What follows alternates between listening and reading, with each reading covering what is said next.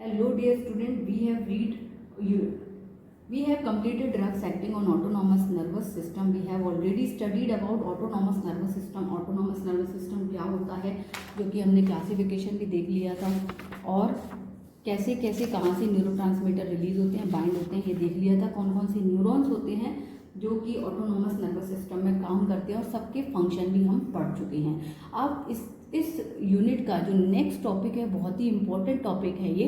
तो ये important topic है, इसका नाम है बायोसिंथेसिस ऑफ कैटाकोलामाइन।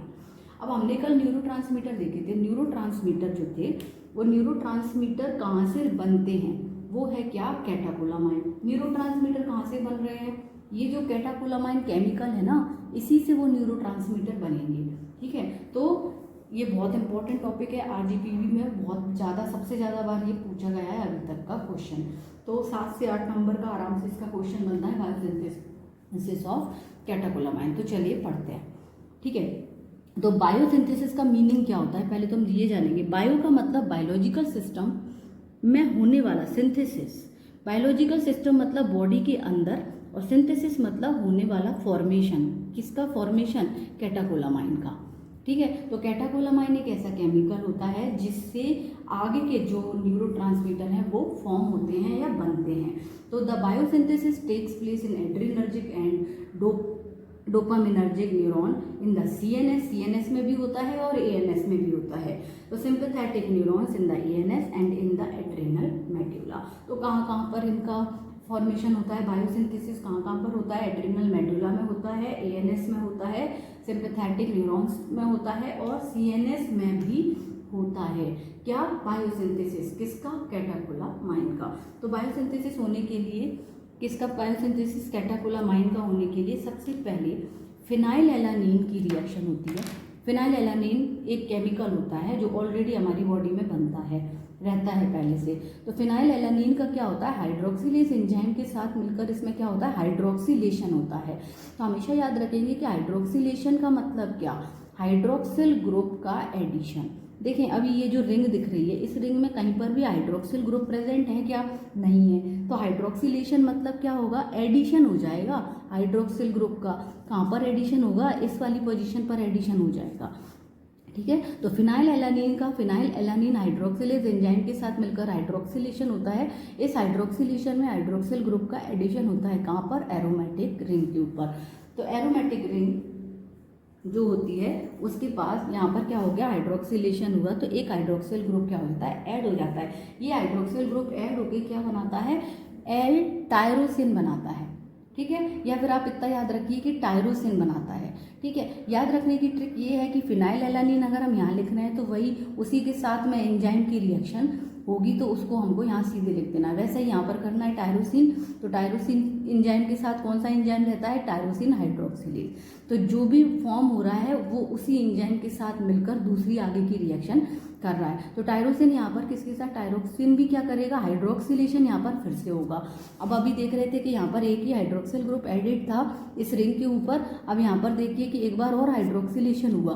तो जब हाइड्रोक्सिलेशन हुआ तो मतलब क्या, एक और हाइड्रोक्सिल ग्रुप का एडिशन हो जाएगा। जब ये हाइड्रोक्सिल ग्रुप का एडिशन हो जाएगा तो ये क्या बनाएगा, 2 amino 3,4 dihydroxy phenyl propionic acid. Dihydroxy phenyl propionic acid को ही क्या कहा जाता है, एल डोपा। एल डोपा जो होता है वो प्रोड्रग होता है, इनएक्टिव फॉर्म में होता है, और जब इसका मेटाबॉलिज्म होता है तो ये एक्टिव फॉर्म में कन्वर्ट हो जाता है। ठीक है, एल डोपा का क्या होगा, यहाँ पर डी कार्बोक्सिलेशन होगा। अब देखिए क्या लिखा है, डी कार्बोक्सिलेशन। तो डी कार्बोक्सिलेशन का मतलब क्या होता है, कभी भी किसी वर्ड के आगे डी लग गया मतलब क्या, उस चीज़ का रिमूव हो जाना या डिलीट हो जाना। तो कार्बोक्सिलेज आयंस मतलब कार्बोक्सिल ग्रुप, इस कार्बोक्सिल ग्रुप का क्या हो जाएगा, यहाँ पर डी कार्बोक्सिलेशन मतलब क्या, ये कार्बोक्सिल ग्रुप यहाँ से हट जाएगा, यानी कि रिमूव हो जाएगा। ठीक है, किसकी प्रेजेंस में होगा, ये एल डोपा की प्रेजेंस में होगा। तो यहाँ देखिए आप कार्बोक्सिल ग्रुप हट गया। ठीक है, तो यहाँ पर क्या हुआ, डी कार्बोक्सिलेशन हुआ, जिसमें रिमूव हुआ क्या, कार्बोक्सिल ग्रुप यहाँ से रिमूव हो गया। जब ये कार्बोक्सिल ग्रुप यहाँ से रिमूव होगा तो स्ट्रक्चर किसका बन जाएगा, ये डोपामिन का। डोपामिन क्या था, न्यूरोट्रांसमीटर था, अपन ने अभी पढ़ा था न्यूरोट्रांसमीटर्स में। ठीक है। अब डोपामीन फॉर्म हुआ है तो डोपामीन का फिर क्या होगा, डीहाइड्रोक्सिलेशन होगा। डीहाइड्रोक्सिलेशन मतलब क्या, ठीक है, पहले वो थोड़ा सा रॉन्ग हो गया था, ठीक है। डोपामिन डीहाइड्रोक्सिलेशन नहीं होगा, डोपामिन में बीटा हाइड्रोक्सिलेज, मतलब बीटा पोजीशन पर, बीटा कार्बन पर जो बीटा पर जो कार्बन प्रेजेंट है उसके साथ में किसका एडिशन हो जाएगा, हाइड्रोक्सिल ग्रुप का एडिशन हो जाएगा। तो जब हाइड्रोक्सिल ग्रुप का एडिशन होगा तो यहाँ पर किसका फॉर्मेशन होगा, नॉर एपिनेफ्रिन का फॉर्मेशन होगा। नॉर एपिनेफ्रिन भी हमारा क्या है, दूसरा न्यूरोट्रांसमीटर है जो कि कैटाकोलामाइन से बनेगा।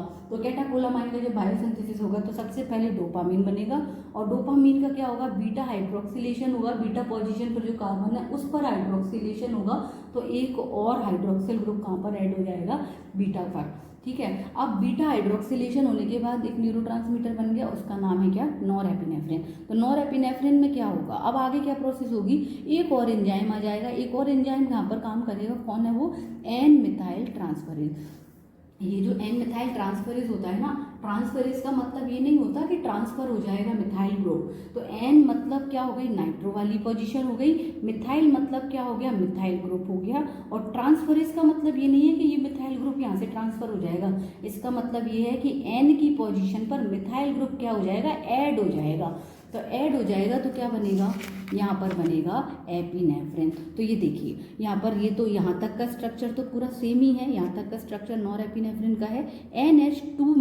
NH2 में एक हाइड्रोजन क्या हुआ, यहाँ से रिमूव हो गया, और रिमूव होने के साथ इसने किसको ऐड कर लिया, मिथाइल ग्रुप को ऐड कर लिया, और क्या बनाया इसने, एपिनेफ्रिन। तो ये तो हो गया क्या, बायोसिंथेसिस किसका, कैटाकोलामाइन का। तो बायोसिंथेसिस में हमने पढ़ा कि सारे न्यूरोट्रांसमीटर बायोलॉजिकल सिस्टम में कैसे फॉर्म होते हैं और अपना काम कैसे करते हैं, उनके फंक्शन भी हमने देख लिए हैं। तो आई होप आप सभी को ये वीडियो पसंद आया होगा। बायोसिंथेसिस ऑफ कैटाकोलामाइन में कोई भी डाउट रहे तो आप मुझे बिल्कुल बेझिझक कमेंट करके बता सकते हैं। Thank you.